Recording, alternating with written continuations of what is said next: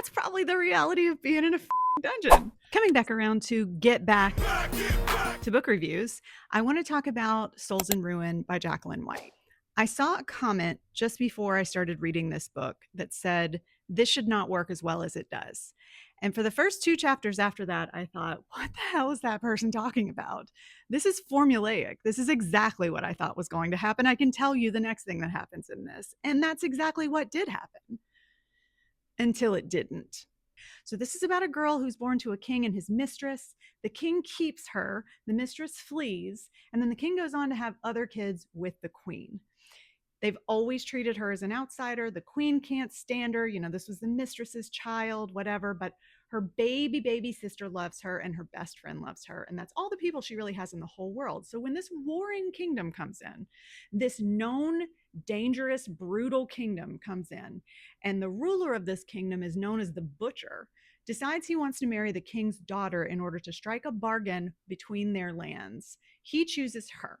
She has no idea why.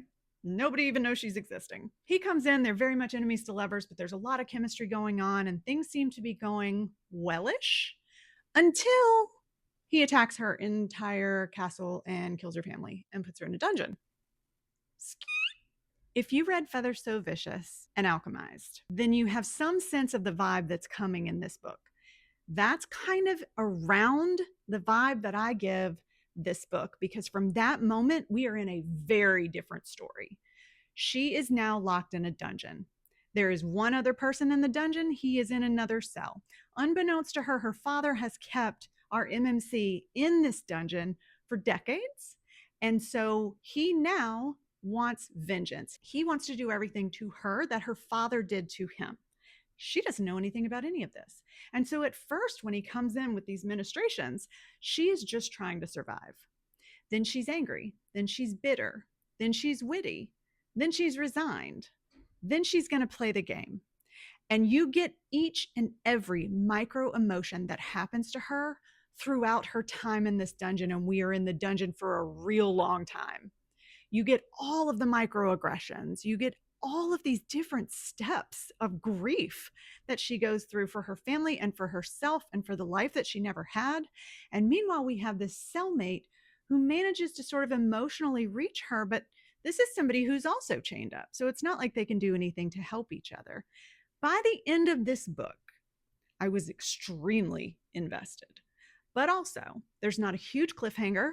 It is something that is set up to bring you into the rest of the world once you understand the true nature of these beings, of the powers that be, of the past, of the things that are going on, and maybe of who she is. So there's a lot to learn from this book, but when I tell you should check your trigger warnings, that's not something I use lightly. And yet, this one was rough, and I like really messed up stuff.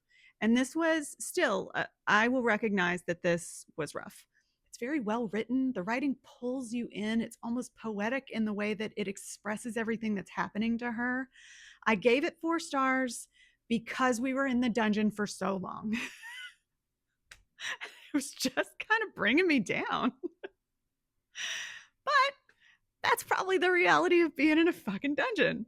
So if you've read this, if you have any thoughts on it, I would love to know them, because I've been sitting with this by myself for days and it's still kind of spinning around up here. So I do recommend it. I mean, if you like darkness and you like to really be frazzled by what's happening in a book, it's worth it, but it's a lot. Okay, thanks. Bye.